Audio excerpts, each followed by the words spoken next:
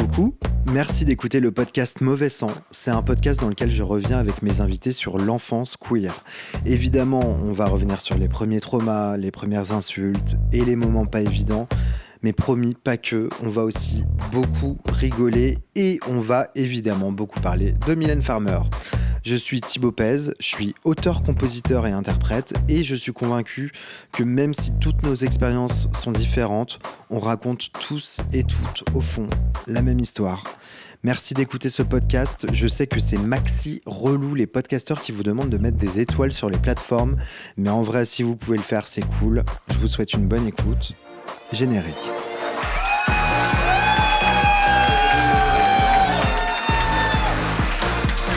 De l'ambiance. Salut tout le monde! Merci à tous d'être là avec nous ce soir. Comment ça va? Qu'est-ce que j'aime ce son? Allez for the applause, applause. T'allais la faire. Ouais. Bon. C'est le moment de présenter mon invité du jour. C'est une drag queen que j'ai...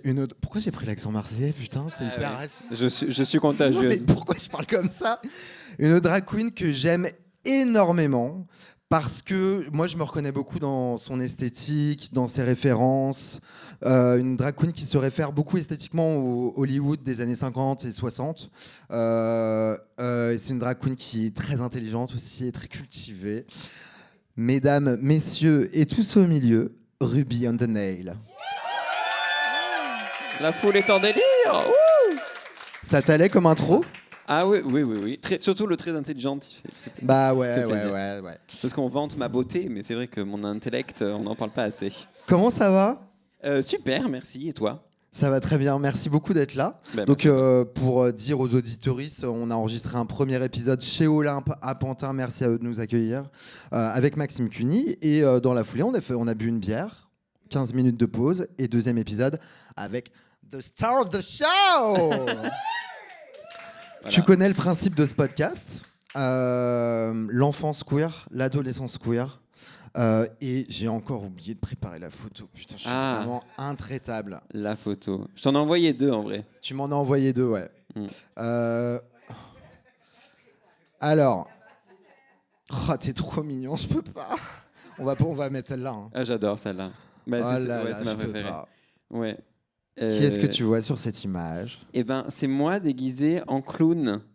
J'avais, je sais pas, je sais quel âge là, 5 ans, 6 ans, j'en sais rien. Je vais montrer au public quand même. Ouais, t'as 5 ans. C'était je sais pas, il y avait un truc de mon école, enfin, je sais pas, le mardi gras de l'école, ou j'en sais rien. Mais on n'était pas que dans l'école, on était dans l'espace public quand même, je me souviens. Ouais. Ouais. Petit carnaval, quoi. Ouais, petit carnaval, ouais, c'est ça. Et je me souviens, cette année-là, j'étais déguisé en clown. J'ai eu aussi, mon déguisement préféré, ça a été le triton. Parce que moi, j'étais très sirène. Ouais. Donc, j'étais un triton, j'avais une queue. Et j'avais un... Comment on appelle ça? Un triton. Un trident. Un trident. Ouais, la grande fourchette, quoi.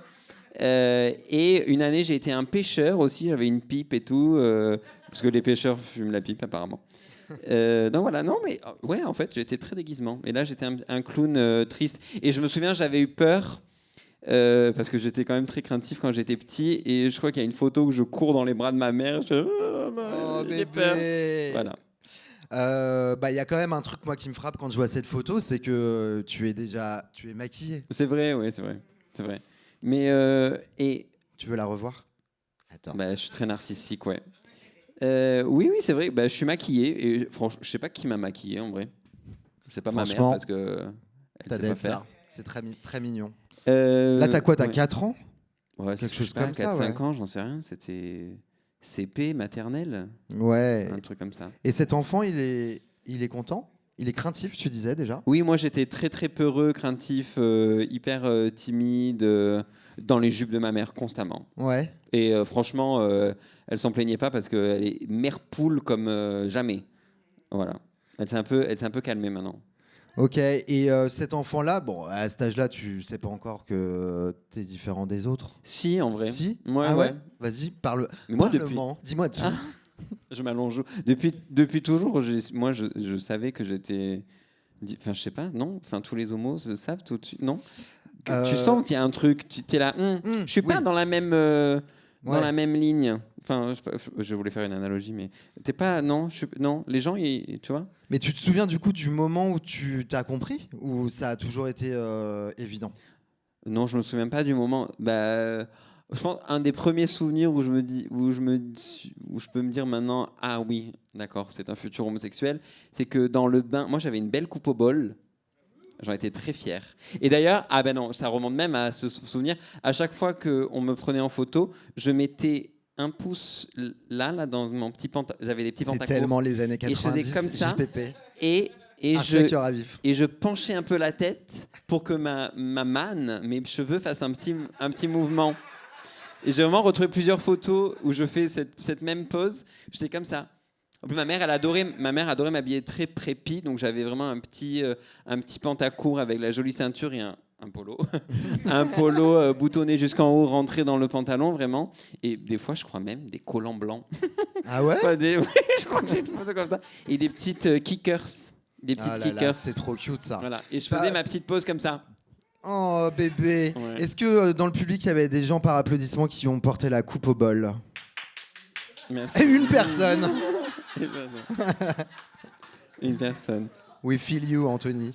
J'ai une photo aussi où, je sais pas si vous êtes parti en classe verte ou je sais plus qu'on appelle ça, où on apprenait l'escalade. Et donc chaque enfant montait, alors en pleurant plus ou moins, sur un mur qui était comme ça, quoi. Ouais. Et chacun avait sa photo. Et moi, vraiment, cette photo, elle trône dans ma chambre d'ado depuis des lustres, quoi. Et c'est moi qui prends la pose comme ça en haut du mur d'escalade. Je suis comme ça. Vraiment, ouais, j'étais trop fier. Avec la main dans la ceinture. Alors là, c'est un peu compliqué parce qu'il fallait comme je survive. D'accord, mais oui. Pas. Mais sinon, toujours la main dans la ceinture. Ouais. Ok. Et donc, du coup, tu dirais que tu as eu justement cette enfance heureuse. Tu parlais de tes rapports avec ta maman qui te couvaient beaucoup, c'est ça? Ah ouais. Mais moi, je suis le dernier. J'ai 2 grandes sœurs. Ok. Et donc, oui, j'étais sous la protection constante de ma mère, quoi. Mais en fait, on est nés le même jour, ma mère et moi. Alors, pas la même année, voilà. Mais merci. Mais oui, on est nés le même jour, donc j'étais son cadeau. Alors vraiment, c'est depuis toujours. Enfin, c'est quand même quelque chose de spécial de partager son anniversaire avec sa maman. Du coup, vous faisiez votre anniversaire en même temps, vous souffliez Ouais. les bougies le même jour. Ouais. Ah ouais, Et toujours. Et en fait, c'est marrant quand elle m'appelle joyeux anniversaire, toi aussi maman. Enfin, c'est un truc qu'on a depuis que je suis né. Et donc, on a toujours eu un rapport très très spécial. Et elle est très mère poule. Elle est angoissée. D'ailleurs, merci maman, j'ai hérité de ton angoisse existentielle. Et donc, elle a toujours été très très protectrice. Elle était du genre à avoir peur qu'il t'arrive quelque chose. Ah, mais toujours, mais même là, par exemple, elle m'appelle et je lui dis je suis à un bar. Elle me dit ne bois pas trop de bière. Enfin. Elle a peur, attention quand tu rentres. Et de toute façon, je réponds toujours, mais tu sais, maman, que je n'aime que l'alcool fort. Donc, et après, oh Maxime. Voilà. Trop cute. Les rapports avec les mamans. Non, mais parce que j'étais en train de réfléchir. En vrai, c'est quand même un trait commun de pas mal de PD d'avoir été très proche de leur mère. Oui, je suppose, ouais. On est quand même, ouais. Mais pour elle, ça n'a pas été ultra facile. Tu veux dire quand tu lui as annoncé? Ouais. Alors, est-ce qu'on y va direct là ou Non, on peut y aller doucement. Vas-y, on fait un petit teasing. Ça n'a pas été évident. Entre-temps, du coup, tu as grandi. Tu as fait, toi, l'expérience un petit peu de l'insulte, du harcèlement, tout ça? Oui, moi, j'ai mis des deux. J'ai mis un nom... comment dire? J'ai compris ce que c'était l'homosexualité et que j'ai compris... que moi, j'étais gay à travers l'insulte. Ouais. Je pense que c'est le cas de beaucoup de monde, mais ouais. Moi, c'est vraiment ça. Au collège, tous les jours, on me traitait de pédé et j'étais pas mal harcelé. Je me souviens, il y a eu un événement à mon collège à Marseille, collège Longchamp, coucou, où ils ont voulu faire un peu un truc comme à l'américaine et ils nous ont mis des casiers, chose qu'on n'avait pas dans les collèges. Et donc, j'ai vécu ce moment très high school drama où tu te fais pousser contre un casier, tu sais, quand t'es... Ouais, j'ai vécu ça. Ouais, moi, le collège, c'était très, très, très compliqué, ouais, très dur. Est-ce que tu veux, shamer ces personnes-là? Est-ce que tu te souviens de leur nom? Non, ils ont pas important dans ma vie. Non, t'as passé... Non. T'as fait la paix. Non, mais ouais, donc tu as vécu l'expérience du harcèlement. Comment est-ce que toi, à ce moment-là, tu t'enfermes? Enfin, il y a deux réactions. Soit tu vas en parler à tes parents, soit tu dis rien du tout. Tu vois ce que je veux dire? Oui, moi j'ai essayé d'en parler, mais à l'époque, je pense que mes parents ont un peu, genre, pas fermé les yeux consciemment, mais c'est juste que pour eux, c'était pas possible. Enfin, je sais pas comment l'expliquer. Ou peut-être que moi je l'ai mal exprimé, mais en même temps, quand t'as 12 ans, enfin 14 ans, je sais pas, c'est difficile de dire. Bah déjà, moi j'ai fait mon coming out à 18 ans. Donc avant ça, je pouvais pas dire, bah en fait on me traite de PD et tout. Et en fait, un jour, j'ai dit à mon père il était fabuleux, il me répond, bah tu as qu'à leur répondre d'aller se faire cuire une soupe de fèves, tu vois. Donc je dis oui, donc c'est-à-dire que papa, ça va être compliqué, hein. Voilà. Et ma mère, elle répond. Alors aujourd'hui, elle s'est calmée, je le répète. Mais ma mère, elle répondait toujours par l'angoisse. Donc en fait, son réflexe, quand elle avait peur pour nous, ses enfants, elle nous criait dessus. Enfin, elle projetait son angoisse comme ça, en nous criant dessus. Donc, mais c'est pas de ça dont j'ai besoin, maman, tout de suite. Ouais. Mais voilà. Et donc du coup, ça veut dire que tu t'es pas trop étendu sur le sujet, quoi. Non, j'ai beaucoup subi dans ma chambre en silence. Quand j'étais petit. Oui, mais... Bon, est-ce qu'on peut lui envoyer de l'amour, s'il vous plaît? Je prends les numéros de téléphone aussi. Mais qu'est-ce qui t'aidait, du coup, à cette époque-là, quand tu es au collège et que c'est honnêtement le pire âge de la vie, hein, on va le dire franchement. Qu'est-ce qui t'aidait? Qu'est-ce qui m'aidait? Moi, je m'enfermais dans ma chambre et j'écoutais de la musique dans mon iPod. Ok, bon, la musique, on va y venir. Ouais, mais c'était ça. Et j'étais très entouré par des copines. Enfin, moi, j'avais que des amies filles à l'époque. Et c'est ça qui a un peu donné la puce à l'oreille aux homophobes et aux bullies. C'est que moi, j'étais toujours entouré par des filles. Et je me souviens, dans mon collège, avait été créé un groupe qui s'appelait le groupe des filles plus Maxime. Et où je sais pas, il servait à rien ce groupe puisqu'on se Attends, mais c'était un groupe, c'était pas un groupe WhatsApp du coup, c'était un groupe. Non, un vrai, c'était genre un club. Un club, ouais.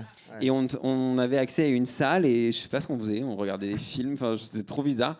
Et même c'était, enfin les surveillants ils regardaient ça, ils disaient là, mais en fait t'es pas une fille. Je disais là, mais oui, mais en fait moi, je sais pas qu'est-ce que je disais. Moi j'ai l'âme d'une fille.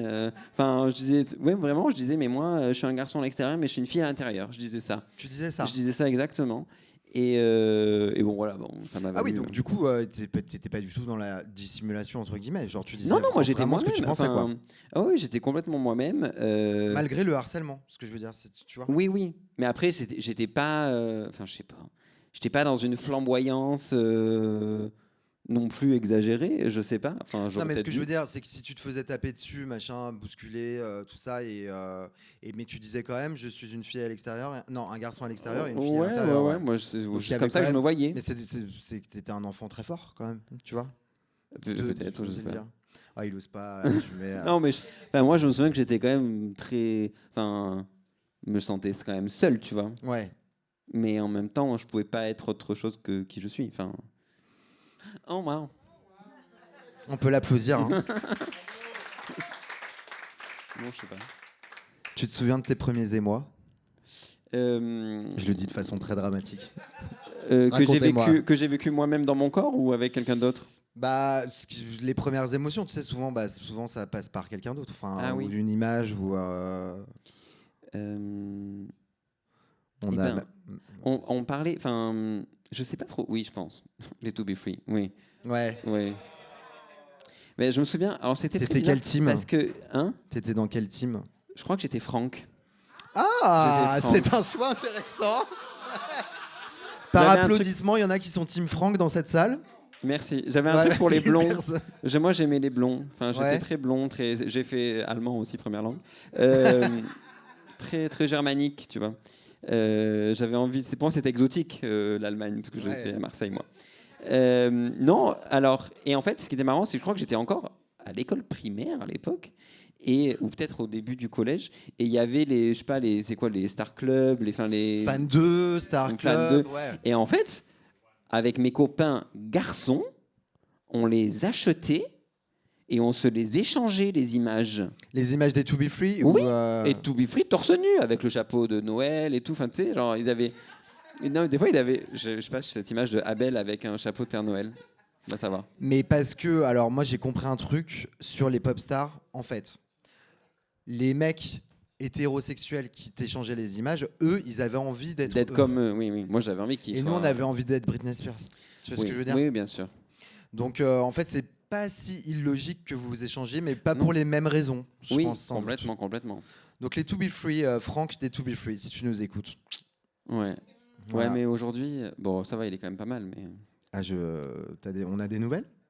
Il est vivant. Oui. Ah oui. Ok. Donc les premiers émois, donc tu étais très jeune, et les premières amours, tout ça, tu veux nous en parler un petit peu ou pas? Eh ben, j'en ai pas eu. Ah, non, mais vraiment, j'ai pas eu d'amour adolescent. Moi, j'ai été privé. Oui, j'ai l'impression, mais je me suis privé peut-être aussi, mais j'ai vraiment pas eu des mois avant mes 20 ans, 21 Ouais. ans, tu vois. Ouais. J'ai pas, je sais pas, j'avais pas eu de. Non, Ouais. j'ai pas rencontré. J'étais seul. Alors, dans mon collège, dans mon lycée, j'étais le seul qui était out. Ouais. Enfin, lycée, j'étais out auprès de mes copines et tout. Enfin, je vivais ma vie. Enfin, on savait très bien que. Je sais pas si on le disait vraiment, mais on savait très bien que j'étais homosexuel. J'ai fait mon coming out quand j'avais 18 ans. Mais non, j'avais pas de. Et j'avais des crushs comme ça. Et je me souviens. Des crushs dans le collège, dans le lycée? Dans le lycée, ouais. Dans le lycée, j'avais un crush qui était. Enfin, si je le revoyais aujourd'hui, je me dirais, mais qu'est-ce qui m'est arrivé? Pourquoi est-ce que j'avais un crush? Mais et je sais pas, je crois on faisait sport ensemble ou je sais pas quoi. Alors quand je me retrouvais dans le vestiaire en même temps avec lui, j'étais là, là, là. Quel Mon sujet. Dieu, il avait Sujet, des les pectoraux vestiaires. saillants et tout ça, c'était magnifique ça. Et comment il s'appelait, je sais pas. Mais je me souviens, je le suivais à la trace. Pardon. Et voilà. Et ce qui était marrant, c'était que. Et donc du coup, tu avais un crush dans ta classe. Pardon, excuse-moi, je t'ai coupé. Non, non, c'est bon. Non, mais parce que du coup, j'essaye de disséquer. Tu avais un crush, tu le disais à tes Il copines. était pas dans la classe. Voilà. Dans bref. ton lycée, tu le disais à tes copines, Ouais. mais il était hors de question que tu lui dises à lui, du coup. Ah, mais lui, il était complètement pas homosexuel. Ouais. Enfin, quoique. En vrai, vous serez étonné de vous rendre compte, toutes les personnes que vous avez croisées dans votre vie, vous dites cette personne n'est absolument pas homosexuelle, et qui en fait l'est complètement aujourd'hui et est marié et est heureux, et toi, tu es célibataire. Ouais.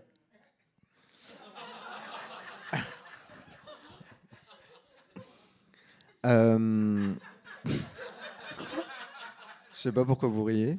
J'étais en train pour réfléchir à la prochaine question. Tout à l'heure, tu m'as parlé de ton coming out et tu m'as dit que pour ta maman, ça avait été pas évident. Tu veux nous en parler Oui. ou pas? Oui, le premier truc. Alors, moi, mon coming out, il a été assez laborieux parce que j'étais dans une période de grand stress où je préparais mon Erasmus que je devais faire l'année prochaine, bref. Et je croyais que j'avais raté la date butoir pour le dossier. Donc, à la table du dîner le soir, donc j'avais quoi, 18 ans, je me mets à pleurer. Et ma mère et mon père me disent mais qu'est-ce qu'il y a et tout. Je dis non mais je suis stressé pour Erasmus. Et là mon père me dit Maxime, je sens qu'il y a autre chose. Tu peux nous dire. Et là je dis oh, il me tend la perche, c'est incroyable. Et là je réponds oui, je crois que je suis homosexuel. Et alors déjà je crois non, assume, tu vois. Genre, c'est déjà pas mal, hein. Ouais mais je trouve déjà bien. Bon voilà. Et là il tombe des nues. Vraiment les deux. Mais ils me disaient ah bon, sans doute pas du tout. Mais vraiment, j'ai redemandé après, plus tard, vraiment, il n'y avait pas, genre, quand vous m'avez déguisé en triton, enfin, quand je regardais la petite sirène en boucle et que je faisais pause devant le prince Eric, quoi, tu vois, genre, non, il n'y avait pas, et les photos des To Be Free, enfin, je sais pas. Non, vraiment, ils n'avaient pas de, et la réaction de ma mère, ça a été, mais alors j'avais 18 ans et je n'avais jamais eu de relation, ni même amoureuse, enfin non, même pas sexuelle. Et ma mère m'a dit mais tu rencontres des hommes. Et là, je lui ai dit, non, mais maman, j'ai jamais embrassé une personne. En plus, mon premier baiser, ça a été du coup quand j'ai fait Erasmus. Bah ouais. Avec Andrés, un espagnol. Ouais. Alors, la nuit tombée au bord du Rhin, a.k.a. le fleuve le plus romantique qui existe. C'était en Allemagne, du coup? En Allemagne, à Cologne, ouais. Ok. Ouais. Il était comment, Andrés? Alors moi, mon type, c'était Franck, donc grand, blond, musclé, petit, moustachu, barbu, complètement brun, déjà dégarni. Non, il avait mon âge, hein, quand même. Mais voilà. Et t'en gardes un bon souvenir? Ah, mais alors, mon baiser le plus magnifique qui soit. En plus, on s'est embrassé sur tout le... Je sais pas où on allait. Ah non, mais il m'a ramené chez moi. Et on s'est embrassé. Comment dire à Marseille, on s'est furé. Ah, je connaissais pas. Ça veut dire que tu mets beaucoup de langue. D'accord. Voilà.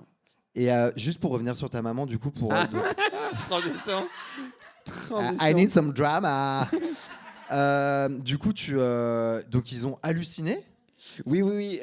Et donc ma mère était pas bien. Et je me souviens. Et mon père m'a dit, on t'aime quand même. Et ça partait d'une bonne intention. Et moi, je suis... Mais bon. Ouais. Oui, bon, voilà, peu cher. Mais au final, je sais pas, donc on va tous se coucher. Et le lendemain matin, je vois ma mère au réveil et complètement, elle était éclataxe. Et je lui dis, maman, t'as bien dormi? Elle me dit, non, j'ai pas bien dormi. Et en fait, moi, j'ai fait l'erreur, mais je m'en suis rendu compte 10 ans après, de croire que le coming out, c'était une déclaration unique que tu fais une fois et c'est accepté ou pas, mais c'est inscrit, tu vois. Ouais. Et je me suis rendu compte qu'en fait, c'était un travail de longue haleine et d'éducation aussi. Je pense c'est pour tout le monde différent, mais pour mes parents, ça a été ça. Et où, en fait, à partir de ce moment moi, où j'ai déclaré, j'ai pas vraiment accepté de devoir faire ce travail-là. Et pour moi, c'était fait, c'était entre vos mains et vous gérez. Et maintenant, vous m'acceptez parce que vous n'êtes pas des homophobes, vous avez intérêt à m'accepter. Et en fait, pendant 10 ans, ça a été un non-dit, mon homosexualité après. Tu parles de ta famille, du coup? Ouais, ma mère et moi. Ouais, tu leur avais lâché et en fait, ils avaient mis le truc sous le tapis. Voilà. Ouais. Et ça a été, je sais pas si tu veux en parler après, mais ça a été, après quand j'ai commencé à un peu avoir des relations et que je voulais présenter à mes parents, il y avait un vrai blocage, un vrai mur. Je me suis pris des trucs très violents. Mais tu sais ce que j'ai fait, moi? Quoi? Mon deuxième mec, j'ai mon père qui me déposait son chat et tout ça machin. Je sentais qu'il y avait une petite gêne, tu vois. Et du coup, il est venu me déposer son chat et 10 minutes avant, alors qu'il était déjà dans la voiture, je lui ai dit au fait, il y aura mon mec. Je l'ai un peu piégé pour le forcer, tu vois. Mais t'avais quel âge là? Moi, j'ai fait mon coming out très tard, je devais avoir 26 ans, tu vois, à l'époque. Mais oui, c'est vrai que j'étais un peu plus vieux et un peu plus adulte, j'étais déjà indépendant financièrement et tout, donc ça me permettait de... Ah bah là, oui, ça aide. Mais c'est vrai que en fait, parfois, c'est un travail, effectivement, de continuer de réaffirmer toujours ton identité à travers ça, Mais après, il faut être prêt à le faire, parce que moi, je sais que j'ai été prêt à le faire il y a 2 ans seulement, tu vois, donc c'est vraiment qu'à partir de ce moment-là où... j'ai refait mon coming out plus drague à ma mère et en fait on a réouvert toutes les portes qu'on avait fermées pendant tous ces années. Vous avez enfin parlé, quoi. Ouais, et maintenant on est complètement alignés, quoi. Voilà. Trop mignon, comme quoi il faut jamais désespérer. Oui, c'est vrai. It gets better. Tu parlais du drag justement, quand tu étais enfant, tu te maquillais toi-même? Non. Non, t'avais pas la... Non, je pense. Tu n'as pas le souvenir d'avoir pris du maquillage de ta maman pour te... Non, ma mère, elle était pas très coquette, donc il y avait quand même un peu de maquillage parce que elle, ce qu'elle a toujours... mais c'était beaucoup du parfum. Il y avait Opium, vraiment les boîtes de Opium Yves Saint Laurent. Donc ça, moi j'ai grandi entre ces flacons, quoi.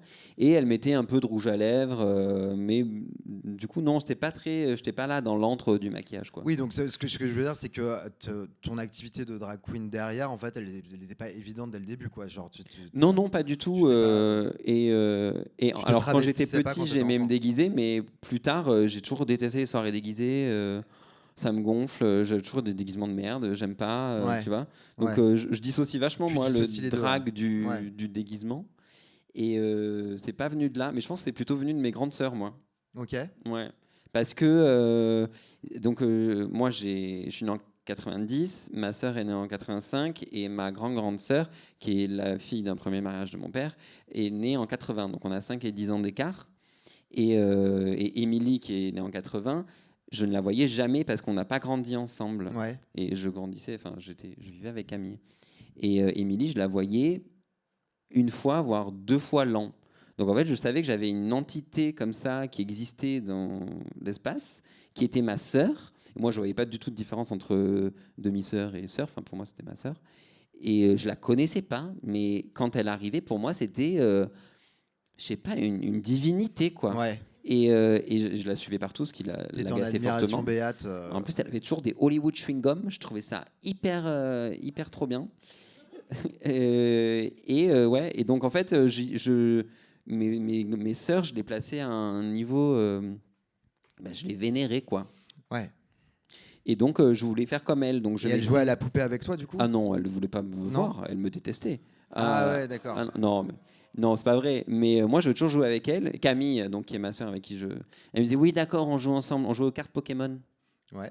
On faisait une partie, elle me disait ça y est, je m'ennuie, on arrête. Je disais mais non, Camille, s'il te plaît. Voilà, on jouait à la Game Boy, on mettait le câble, la Game Boy grosse, Game Boy grise. Mhm. On jouait ensemble à ça, à Tetris ou des trucs comme ça, à la bataille navale aussi. Ouais, je sais pas, j'étais un petit peu le petit morveux, quoi. Donc, j'avais pas Ouais. trop. Mais j'allais dans ses tiroirs et je mettais ses jupes. Oui. Ah. Oui. Et je Ah, on y tournoyais, vient. je tournoyais. Elle avait une jupe à fleurs absolument magnifique. Et je me revois encore la mettre et j'adorais. Et du coup, tu le faisais devant elle? Elle te Non, voyait le je faire crois ou pas? pas. Tu le faisais en cachette? Je crois, ouais. Tu Crois. tournoyais en cachette? Ah oui, bah oui. Ouais. Oui, je crois. Je crois pas. Non, j'ai pas l'impression qu'elle me voyait. Voilà. Donc, en fait, ta première expérience de drague. C'est un peu, s'est oui, passée c'est un à peu ce ça, moment-là. ouais. Et sinon, dans le bain, donc j'avais ma coupe au bol et je me faisais de couettes. Et attention, les vieux, vous allez avoir la référence. Et je disais, je suis Fifi Brin d'Acier. Ouais. Voilà, Tout le monde là. Hein. voilà. Euh, Et une rousse. le drag, à quel moment tu commences à t'y frotter? Le drag. Ouais, le drag, enfin, ce que je veux dire, genre à quel âge tu commences à vraiment te maquiller, mettre des habits de femme, tout ça Bah, moi, j'ai vraiment commencé en 2017, quoi. Enfin, j'avais 27 Ouais, donc ans c'est assez déjà. récent. C'est tard, hein. Ouais. Ouais. Ok. Ouais. Je pense que après, peut-être des soirées avec des copains ou quoi, des copines qui ont pu me dire ah, hey, Maxime, je te maquille. Enfin, c'est arrivé 2-3 fois. Mais c'est vraiment, enfin, à Marseille, j'étais pas du tout là-dedans. Et c'est C'est en arrivant à Paris, en fait? Ouais. J'étais déjà installé à Paris depuis déjà 3-4 ans. Ok. Et je bossais dans la mode et tout. Et donc, du coup, je sais pas, je me suis libéré. Mais enfin, c'est con, mais c'est au moment où j'ai regardé Drag Race aussi, tu vois. Drag Race US, du coup? US, ouais. Ouais. Et c'était pas encore sur Netflix et tout, mais à ce moment-là, j'avais un copain qui m'avait dit ah mais tu devrais trop regarder, ça va trop te plaire. Et je me souviens que je lui ai dit non mais je sais que ça va me plaire, mais si je regarde ça va changer ma vie. Et voilà. et finalement j'ai regardé et voilà. Qu'est-ce que tu as découvert quand tu as découvert les premiers shows de drague, justement? Genre, est-ce que c'est un émerveillement? Ouais, tu le présentais déjà, en fait. Mais ce qui est marrant, c'est que moi je suis pas très quelqu'un de très nocturne ou qui sort beaucoup. Et donc j'avais pas vu j'avais pas vu quasiment de drag show en fait. Il me semble, j'avais dû aller dans des boîtes ou des bars où il y avait des drags quand j'étais en Allemagne par exemple. Ouais. Enfin, j'ai ce souvenir d'une drague qui sert, bon bien sûr comme toutes les dragues, qui servait le Jet 27 à même le goulot là, Ouais. aux gens comme ça au bord de la Seine. Mais c'était un peu les seuls, enfin en tout cas dans la vraie vie et pas dans les représentations dans les films ou à la télé, seule vision du drag que j'avais. Et après, en fait, j'ai commencé à aller dans les drag shows à Paris quand déjà j'étais intégré à une famille drag alors que j'avais à peine commencé le drag. Donc c'était un peu Ouais. ça a été un micmac qui a fait que je suis allé dans une première soirée où je savais que le mois d'après, j'étais booké. Ah ouais. C'était ma première scène. Et donc, j'y suis allé pour faire du repérage en soi. Ouais, donc et très vite, pour rencontrer ma drag sœur que Ok, j'avais ouais. pas rencontrée vraiment. Oui, très vite, tu as été Oui. pris sous son aile. Quoi. Ouais. En fait, Sous j'ai l'aile rencontré ma drag mother à travers un ami commun. Parce que moi, j'ai commencé le drag dans ma chambre un peu. Tous les soirs, c'était un rituel un peu pour m'évader, où je me maquillais et tout. J'ai commencé à commander une perruque à la con, des chaussures. Et donc, ce pote-là a vu que je faisais du drag et il m'a dit: ah, mais trop bien, tu devrais trop rencontrer Véronica et tout, viens. Et en fait, moi, je la connaissais pas du tout. Et à Véro, il lui a dit: ah, mais Ruby commence le drag, elle t'adore, elle veut trop rejoindre ta famille et tout, elle veut trop que tu sois son mentor. Et à moi, il m'avait dit: Véronica t'a repéré, elle pense que tu as du potentiel. Et Il est tout. en train de nous faire Tu croire devrais trop- qu'on l'a forcé à faire du drag, hein, quand même. Vraiment, Hein, vraiment. Et tu devrais trop et tout. Et il y avait un groupe chat avec toute la famille, parce qu'elle avait plein d'enfants à l'époque, et sur Facebook. Et d'un seul coup, je me suis retrouvé dans ce groupe chat. Et vraiment, j'ai dit: salut, je suis Ruby. Enfin, genre, et voilà. Et un mois ou 2 mois après, je faisais ma première scène. Ok, et du coup, tu dis justement, salut, je suis Ruby. Comment est-ce que tu as trouvé ton nom, Ruby on the Nail? Alors, comment? Ah oui, parce que j'étais au boulot, donc au magazine où je bossais, où parfois je m'occupais également des factures, puisque j'étais homme à tout faire, et j'étais censé être rédacteur. Et en fait, à un moment, j'ai dit: oh là là, mais ce client, faut vraiment qu'il nous paye rubis sur l'ongle. Et là, ça a fait ding. Et je me suis dit: mais c'est tellement imagé, cette expression, c'est précieux, c'est joli. Et donc au début, je m'appelais rubis sur l'ongle. Et après, je me suis dit: mais en fait, je vais le traduire parce que ça veut rien dire en anglais, c'est drôle. Et je me suis dit: quand ma carrière sera internationale, on m'appellera Ruby on the Nail. Pour les shows à Las Vegas, ce sera Voilà. plus simple, ouais, c'est sûr. On a une passion commune quand même pour le cinéma d'Hollywood des années 50, des années 60, tout ça. Ou en tout cas, Oui, moi, c'est ce que je vois chez toi. Oui, L'esthétique, bien sûr. les brushings. Ouais, Rita tout ça. Hayworth. Rita Hayworth, tout ça. C'est des films qui, toi, t'ont marqué dans ton adolescence et ta vie de jeune adulte? En vrai, non. Pas du tout. Enfin, non, c'est juste. C'est le visuel, c'est les images que je pense que tout le monde a, tu vois. Je pense pas, j'ai pas une culture du film hollywoodien des années 40-50. C'est uniquement pour ça que je t'ai invité. Très Merde, très. Là, mais c'est comme quand on essaye quand on me questionne sur Broadway, tu vois. Des fois, je me dis: merde, mais je connais pas la réponse. En fait. Mais c'est cette esthétique, c'est le personnage de Rita Hayworth les images que j'avais qui m'ont vraiment inspiré. Et je pense que c'est une esthétique avant tout, quoi. Ouais. Par contre, Dalida, ce n'est pas qu'une inspiration. Mais là, je vais te décevoir encore. Parce que ma rencontre avec Dalida, ça a vraiment été un hasard. Ça a été fortuit. Parce que avant de faire Drag Race, je faisais jamais de Dalida sur scène. Déjà, non. Mais attends, je suis désolé, je me souviens de ton lip sync sur Gigi. Oui. Mais le timing, on avait l'impression que tu avais travaillé ça toute ta vie. Non, non. Je l'avais apprise juste pour l'émission. On est d'accord qu'elle était impressionnante quand même sur ce lip sync. Merci. Mais parce que j'adore le lip sync, le lip sync. Ouais. Et cette chanson, c'est un challenge. J'adore. Un lip sync assassin. Toi aussi, j'ai vu à l'intro là. Ouais, mais c'est mon texte. Mais non, mais Dalida, en fait, c'était une des chansons imposées pour les lip sync dans Drag Race. Et fatalement, je suis tombé dessus. Et oui, alors ça a été pour moi un grand moment. J'ai vécu vraiment un de mes grands moments personnels à ce moment-là. J'ai senti il se passait quelque chose. Et des fois, tu sais, t'es sur scène, mais il se passe pas des trucs. Et des fois, il se passe vraiment quelque chose. Et là, je l'ai senti. Et fatalité, quand on a dû faire la tournée. Quand on a fait la tournée, le thème de la tournée, c'était contes et légendes. Et donc, moi, je suis parti dans un truc encore très germanique, du poème de la Loreley.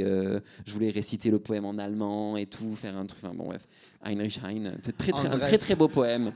Je peux vous le réciter en allemand si vous voulez. Ich weiß nicht, was soll es bedeuten, dass ich so traurig bin. Voilà. Oui, tu as compris, Maxime? Oui. Et non, et en fait, du coup, Marc Zafuto et Manon Savary, qui étaient les DA de notre tournée, m'ont dit non, mais. Parce qu'on devait faire toute une présentation et tout, ils m'ont dit non, mais ma belle, Dalida. Et je dis mais. Quand t'es légende, oui, mais Dalida, c'est une légende et tout. Ah, d'accord, ok. Très bien. Et en fait, tout le monde croit que j'ai un. Alors, bien sûr, j'ai un amour pour Dalida, comme tout le monde qui se respecte, mais tout le monde croit que j'ai vraiment ce truc pour Dalida depuis toujours. Alors que non, mais en fait, ça a créé vraiment un. Maintenant, j'ai une connexion avec elle. Enfin, je sais pas, ouais, maintenant j'ai un amour pour Dalida. Est-ce que tu connais la chanson Parle plus bas de Dalida? Parle plus piano. Ouais, Parle plus bas. Vous la connaissez par applaudissement, cette chanson? Parle plus bas, car on pourrait bien nous entendre. C'est la chanson la plus pédée que j'ai jamais entendue de ma vie, en fait. Quand tu écoutes les paroles de cette chanson, Parle plus bas, car il pourrait bien nous entendre. Le monde n'est pas prêt pour tes paroles tendres. Oui. Le monde n'est pas prêt pour nous. Il dirait tout simplement que nous sommes fous. Ouais, mais elle est magnifique, cette chanson. Elle connaissait son public, Dalida, quand même. Hein. Ouais. Il y a une chanson que j'ai redécouverte récemment qui s'appelle Voilà pourquoi je chante.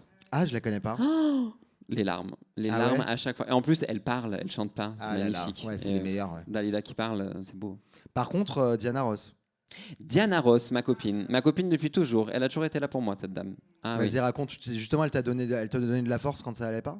Et ben là, si on retourne dans mon adolescence, j'étais jeune ado et en fait, j'entendais cette chanson parfois à la radio et j'arrivais jamais à savoir quel était le titre et qui la chantait. Et c'était... je veux pas vous faire deviner, mais c'était une chanson de Diana Ross. Et un jour, et je le savais pas, et en fait un jour j'étais dans la voiture, je sais pas où, on allait quelque part avec mes parents, et la chanson passe, et moi je m'enjaille et je l'adore. Et là, le mec de la radio dit « Et c'était The Supremes, You Can't Hurry Love ». Et là, je pleure. Et je me suis mis à pleurer vraiment dans la voiture parce que enfin j'avais trouvé le titre de cette chanson qui me parlait trop, quoi. Et ah ouais. You can't hurry love, no, you just have to wait. There's a lot of give and take, you can't hurry love, oh, you just have to wait. Give it time. Timide. It's an again and then a break. Ouais. Bravo! Et vraiment, quand j'ai entendu cette chanson et que j'ai enfin su qui l'a chantée, ben moi tout de suite, je sais pas s'il devait y avoir Google à l'époque, on devait allumer la DSL, ouais. Et j'allais chercher The Supreme, c'est tout, et là, ma vie s'est ouverte devant moi, quoi. Genre, le chemin était tracé. On va passer à la deuxième partie de ce podcast. Justement, on a déjà un petit peu enclenché le truc. Oui. Si ton enfance et ton adolescence queer se résumaient justement en une chanson, je dirais la chanson qui un peu résume ton identité d'enfant et d'adolescent queer, ce serait quoi? Bah, en vrai, il y a celle-là, mais ça serait sûrement une chanson de Madonna. Ouais. Mais moi, je pense que c'est, à mon avis, c'est hyper téléphoné, mais je pense que c'est Vogue de Madonna. Ouais. Parce que j'ai découvert l'homosexualité grâce à Madonna. Enfin, vraiment. Alors à l'époque, il y avait Windows Movie Maker sur l'ancêtre de iMovie, j'imagine. Ouais. Et moi, j'écumais Internet et je prenais des photos de Madonna et je faisais des sliders thématiques. Des edits. Ouais, des edits. Je mettais belle et des photos de Madonna sulfureuse. Non. Et j'avais mis provocante et j'avais écrit provocante avec QU. Et ma mère m'avait dit on n'écrit pas comme ça, provocante. Non, attends, oui, avec un C. Ouais, non. Avec un C, ouais. Oui, je te confirme, c'est avec un C, provocante. Ah ouais? Ok. Et voilà. Et donc je faisais des slideshows comme ça et je regardais en boucle, in buckle, sa performance au MTV Awards en 1990, année de ma naissance, donc je me sentais... Sur Vogue ? Je suis sur Vogue. Ah ouais, la Marie-Antoinette. Mais bien sûr. Le monde s'est dédoublé ce jour-là. Hein. Best performance incroyable. Ever. Quand elle frappe avec son éventail. Et elle est lancée, elle est rattrapée. Elles l'ont lancée, elles l'ont rattrapée. Enfin, vraiment, c'était... Et les danseurs, les danseurs de la bolle, ils venaient sous sa jupe et tout. Ah, il y a tout dans cette. Ça, c'est ma genèse. Vous vous souvenez de cette vidéo, vous, dans le public? Ouais. La culture a shifté ce jour-là. Vogue, ouais. Et d'ailleurs, dans Vogue, elle parle du Old Hollywood dont tu te Oui, réfères. ben c'est très nanana, Ouais, tanana. c'est très, Greta Garbo, Anne Monroe, Monroe, Dietrich and DiMaggio, DiMaggio, Marlon Brando, Jimmy Dean, on the cover of magazine, Grace Kelly, Harlow Jean, on the big the queen. Vogue de Madonna, bah ouais, Elle évidemment. dit Rita Hayworth dedans. Ouais, aussi. Rita Hayworth, We Love You. Ouais, bah oui, bah c'est Give ça. Good Face aussi. Bon, bref, Ouais, on va pas passer 3 heures dessus, mais oui, effectivement. Et Madonna, tu te souviens qu'à l'époque, c'était quand même une meuf qui a toujours défendu les queers, et ça comptait pour toi ça, à Bah l'époque oui, je me sentais compris par cette dame, quoi. Ouais. Tu vois, elle était là pour moi. Enfin, Et elle l'a elle toujours été, s'adressait à elle moi. le sera toujours. Hein. Bah bien sûr. C'est la première à nous avoir souhaité un Happy Pride Month il y a quelques jours. Oui. Euh, Merci maman. Madonna, Vogue. Si ton adolescence et ton enfance queer se résumaient en un film ou une série? Ah, j'ai réfléchi tout à l'heure. Gna, gna, gna. Ben, en vrai, bon, l'histoire sans fin, l'histoire sans fin, l'histoire sans fin. Que tu partages avec Maxime Cuny, L'histoire sans fin. épisode précédent. Ouais. Ouais. Mais moi, alors, plus tard, quand j'ai enfin eu des relations amoureuses, j'avais un ex, bon, ça a duré 2 mois, bon, qui était allemand. Simon, si tu m'écoutes, tu me manques. C'était il y a 15 ans. Et ben, il me lisait, parce que c'est un livre allemand, normalement, je crois. L'histoire sans fin. L'histoire sans fin. Il me lisait en allemand le soir pour m'endormir. Il me lisait des pages en allemand de l'histoire sans fin. Et je trouvais ça tellement romantique, quoi. Ouais, je me revoyais au bord du Rhin. Après, en vrai, la langue allemande est très romantique. Ah là là, c'est moi la langue j'adore. de Goethe, de tout ça, Ah la oui. souffrance du jeune Werther. Alors moi tout ça. j'essayais de faire l'intello et de lire Goethe en allemand, mais n'essayez jamais. C'est impossible. Voilà. Oui, oui. Donc oui, l'histoire sans Donc fin. l'histoire sans fin en film. Et je dirais peut-être un peu plus tard un film comme Thelma et Louise. Oh là Thelma là et là. Louise. Meilleur film ever. Quel chef-d'œuvre. Je l'ai revu il y a pas longtemps au cinéma. Thelma et Louise, quoi. Mais en fait, Incroyable.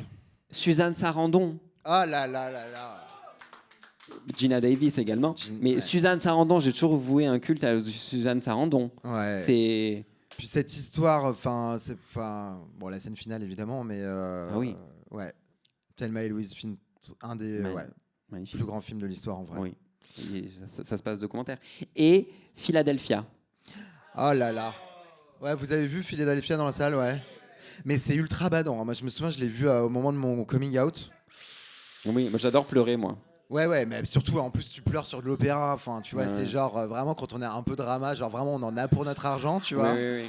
C'est vraiment genre, il est genre malade du sida, il y a un air d'opéra, tout ça machin, il a 2 doigts de pleurer, t'es là genre. Ouais, non. Mais moi, je me souviens, j'ai ce souvenir, c'est pour ça que pour moi, il rentre dans ta question, mais j'ai ce souvenir de l'avoir vu à la télé avec mes parents. Et j'étais vraiment entre mon père et ma mère sur le canapé. Et tout le film, j'ai retenu mes larmes et mes sanglots, mais tout le film. Genre, j'étais comme ça, concentre-toi, genre, ne pleure pas. Et arrive le générique de fin, où en plus, c'est une vidéo de lui qui court quand il est enfant, enfin, ils sont à son enterrement. Là. Ouais, on a un peu spoilé. Bah, en même temps, il est sorti en 1972. C'est ça. Et en fait, le générique commence et là, j'éclate en sanglots, mais on aurait qu'on ait tué quelqu'un, quoi. J'éclate. Et là, mes parents étaient like, what the fuck? Et moi, j'étais inconsolable. Et t'avais déjà fait ton coming out à ce moment-là? Non, j'étais ado, j'étais jeune. Ouais. Bon, ils avaient quand même quelques signaux. Ouais. J'étais un enfant sensible. Ouais. Si ton enfance ou ton adolescence queer se résumait en un bouquin ou une BD, est-ce qu'on a... Je crois que je vais supprimer cette question, personne n'a d'idée là-dessus. Putain, chaque fois, je la pose, Attends. mais à chaque fois, les gens galèrent. Mais non, et qu'est-ce que je lisais, moi, quoi? Non, mais attends, je peux pas dire. Non, Si, je vais pas dire Harry Potter. Si, non. t'as le droit. Oui, non, mais plus maintenant, on va des rétro Satana. Non, mais ça nous a aidés. Moi aussi, c'est pareil. Moi aussi, ça m'a aidé parce que j'avais l'impression d'être un petit peu comme lui, un petit peu différent. Tu vois ce que je Oui, veux bien dire. sûr. Et moi, j'ai la cicatrice. T'as quoi? J'ai une cicatrice. Oh, waouh!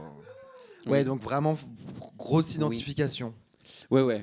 Je suis jaloux d'avoir eu le rôle, quoi. Tu vois. Ouais. Non, ouais. pas ça de casting. Lunettes et cicatrices, ouais. Ouais. Il y avait il y a un super livre, d'ailleurs, qui s'appelle Numéro 2, de David Fonkinos, il est génial, j'ai lu en une journée, sur l'acteur qui n'a pas eu le rôle de Harry Potter. Enfin, c'est une fiction, hein, mais il est super ce livre. Ce sera notre recommandation culturelle de cet épisode. Oui. Mais non, mais sinon, quand j'étais jeune, non, il y a je sais pas pourquoi je pensais à ce livre, donc je vais te le dire, mais il n'y a pas du tout d'implication queer dedans. Mais c'est un livre de Maupassant que moi j'adore, qui s'appelle Pierre et Jean. Ok, mais c'est pas forcément des œuvres qui mettent en scène des queers. Oui. Non, mais là pas du tout. Mais c'est un livre qui est, je trouve, magnifique. Ok. Voilà. Donc c'est le livre de ton enfance. Non, j'étais quand même j'étais quand même à l'école, quoi. Enfin, tu vois. Voilà. Est-ce qu'il y a des gens dans la salle qui veulent poser une question à Ruby on the Nail? Soyez pas timide. Regardez, ils sont timides. 06 26 33. Moi, je voudrais savoir tes sœurs. Attends, je t'apporte le micro. Pourquoi ça m'intéresse de savoir comment. Ne tire pas trop parce que le fil. Non, je vais pas tirer. Je m'appelle Samia. Je voulais savoir comment tes sœurs, elles se sont jamais rendues compte de rien. Je suis quand même très étonnée que tout ça soit passé sous silence, en fait. Alors déjà, ma grande sœur, je la voyais jamais, donc en fait, notre relation, elle s'est construite très tard, quand j'ai eu 18 ans, via MSN d'ailleurs. À l'époque, on chattait beaucoup. Et Camille, je pense qu'elle, je sais pas, j'ai l'impression, alors on s'aime, on est proches et tout, mais je pense qu'on était tous les deux dans deux phases de nos adolescences et tout, où elle était, elle commençait à avoir des petits copains et tout, machin. Je pense qu'elle s'occupait d'elle, quoi. Et moi, je me souviens que je lui ai fait mon coming out, en effet. Je crois que j'étais en 3e ou en seconde. Donc, me suis d'abord confié à elle. Donc, elle le savait. Mais elle m'avait répondu à l'époque, mais tu verras, c'est peut-être une phase. T'en fais pas. Moi aussi, j'ai cru que j'étais lesbienne, elle m'a dit d'ailleurs. Ouais. Mais elle. Je me souviens pas qu'on en ait parlé beaucoup. En même temps, moi, j'avais du mal à mettre des mots aussi sur ce que je ressentais, quoi. Ouais. Voilà. Et puis c'est encore une fois une période où on avait moins de représentation, il n'y avait pas encore vraiment les réseaux sociaux qui nous permettaient à l'époque de se reconnaître chez les autres aussi. Il n'y avait pas des podcasts, il n'y avait pas tous ces trucs-là en fait. Oui, c'est vrai. Mais on se sentait un peu plus seul quand même à l'époque. Hein. Oui. Mais je pense que c'est le... Mais alors, est-ce que c'est pas le propre...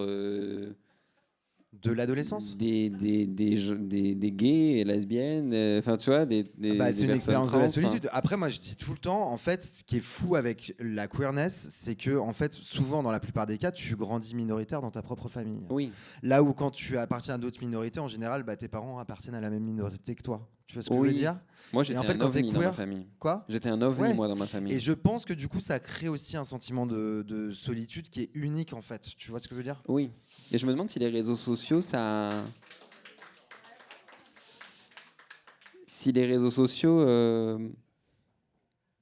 arrivent à penser ce manque, tu vois, arrivent à... Ou si justement ça creuse pas justement le sentiment de solitude. Moi, je préfère avoir grandi sans les réseaux sociaux, perso. Ah ouais, je sais pas, parce qu'en fait, en même temps, j'ai l'impression que les personnes plus jeunes que nous, qui ont grandi avec les réseaux sociaux, ils ont quand même accès directement à des représentations hyper positives. Ça, c'est vrai. Tu vois, ils ont des rôles modèles, quoi. Tu vois. Oui, c'est vrai. Donc, mais en même temps, les réseaux sociaux favorisent le harcèlement en ligne et du coup, tu as des suicides, tu as tout ça à cause de ça. C'est ça. Nous, on avait Madonna, quoi. Voilà. Bon, je crois qu'on va devoir se quitter là-dessus. C'est un peu badant. Mais merci Ruby, c'était trop bien. Merci à toi, merci à vous. Merci à vous super. Pour ce deuxième épisode de Mauvais Sang en public. Merci beaucoup pour votre chaleur, pour vos rires, pour votre émotion.